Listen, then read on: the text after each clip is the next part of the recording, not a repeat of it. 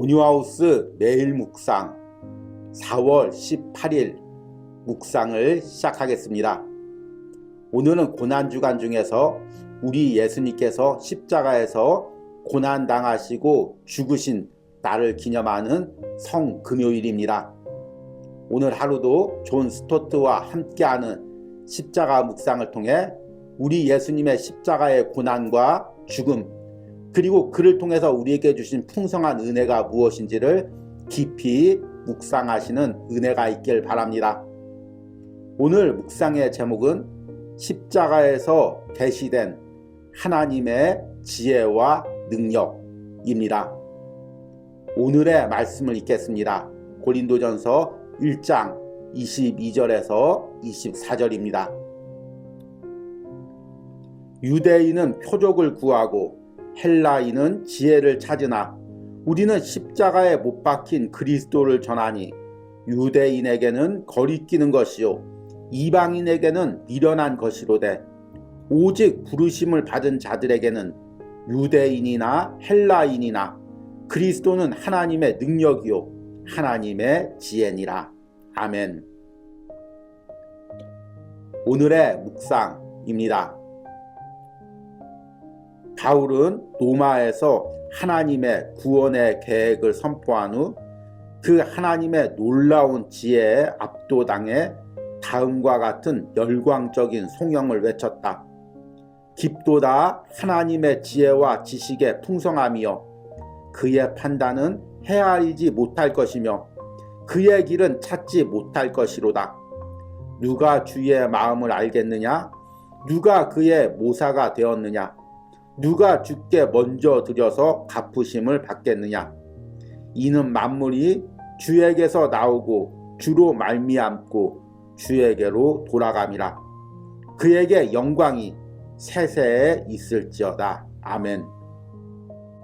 또한 하나님의 지혜와 능력으로서의 십자가는 고린도전서 초반의 주제인데 특별히 세상의 지혜와 능력에 대조되는 의미에서 그러하다.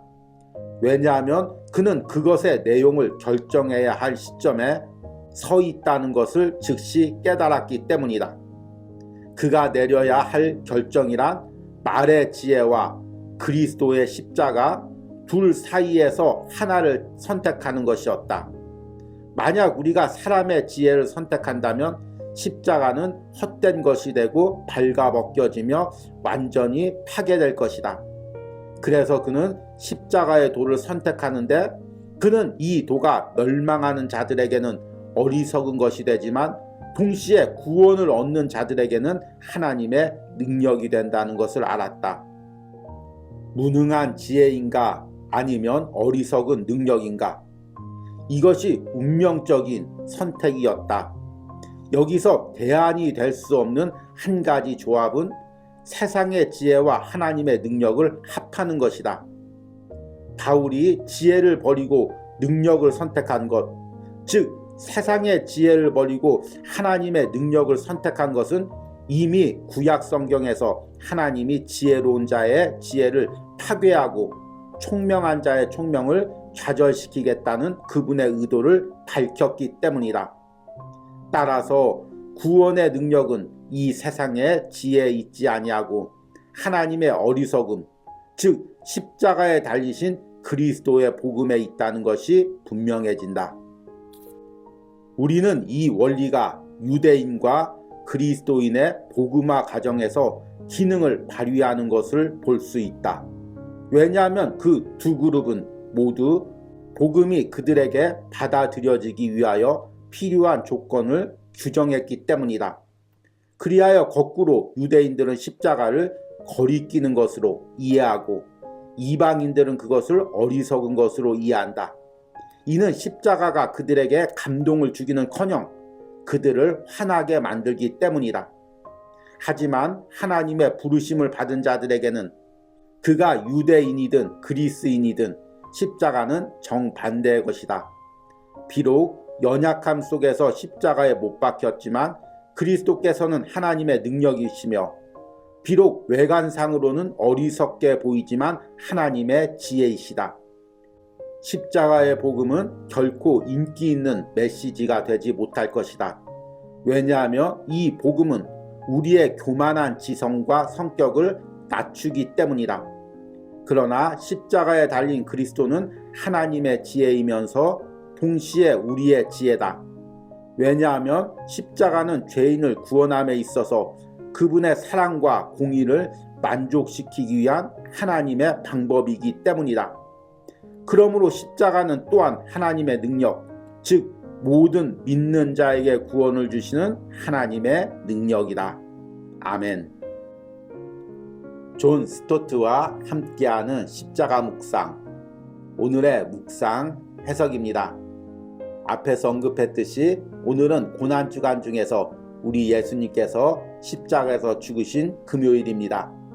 한 주간도 십자가에 대해서 우리 함께 묵상했지만 특별히 오늘은 더 마음을 모아서 예수 그리스도의 십자가를 묵상하며 하루를 보내시는 은혜가 있길 바랍니다. 우리는 이번 한 주 십자가를 묵상하면서 십자가가 하나님이 우리를 구원하시는 방법인 동시에 십자가에서 하나님 자신을 계시하셨다고 말씀을 드렸습니다. 하나님이 어떤 분으로 십자가에서 계시되었습니까? 하나님의 중요한 성품인 하나님의 공의와 사랑이 십자가에서 조화를 이루시고 예수 그리스도의 보혈로 만족되시면서 하나님이 어떤 분이신지가 십자가에서 계시되었습니다. 그러나 십자가에서 계시된 것은 단지 하나님의 공의와 사랑뿐만이 아닙니다. 오늘은 십자가에서 계시된 하나님의 마지막 성품인 하나님의 지혜와 능력에 대해서 묵상해 보려고 합니다. 우리는 성경 말씀과 복음을 통해서 계속 십자가에서 하나님이 어떻게 우리를 구원했는지를 묵상하고 있습니다. 그러나 1세기 때 복음을 처음 접한 유대인들과 헬라인에게 십자가에 매달린 그리스도가 하나님의 아들이고 그렇게 십자가에서 죽으신 예수 그리스도를 믿어야만 구원을 받는다는 이 복음은 어리석고 미련하게 보였습니다. 왜냐하면 그것은 당시의 유대인과 헬라인들이 추구하는 지혜나 능력과는 정반대의 모습이었기 때문입니다. 이 부분을 오늘 읽은 고린도전서 1장 22절과 24절에서 말씀하고 있습니다. 유대인은 표적을 구하고 헬라인은 지혜를 찾으나 우리는 십자가에 못 박힌 그리스도를 전하니 유대인에게는 거리끼는 것이요 이방인에게는 미련한 것이로되 오직 부르심을 받은 자들에게는 유대인이나 헬라인이나 그리스도는 하나님의 능력이요 하나님의 지혜니라. 아멘. 유대인들이 표적을 구했다는 것은 어떤 의미입니까? 눈에 보이는 기적을 구했습니다. 그들은 하나님의 아들이라면 당연히 유대 왕이 되고 강력한 능력으로 로마를 물리칠 수 있는 그런 표적과 기적을 행하는 정치적인 메시아, 군사적인 메시아를 원했습니다. 그런데 무력하고 힘없이 십자가에서 매달려 죽어가신 예수가 그리스도라고 전하는 이 복음은 그들에게 거리끼는 것이었습니다. 거리낀다는 말은 헬라어로 스캔달론이란 단어입니다. 요즘 우리가 쓰는 스캔들의 어원이 되는 단어입니다. 춤은 더러운 소식, 듣기 싫은 말 이런 의미입니다. 유대인들은 자신들이 기대하는 메시아가 십자가에서 그렇게 초라하게 죽었다는 것이 듣기 싫었던 말이었습니다. 반면에 헬라인들은 지혜를 구했습니다. 지혜란 무엇입니까?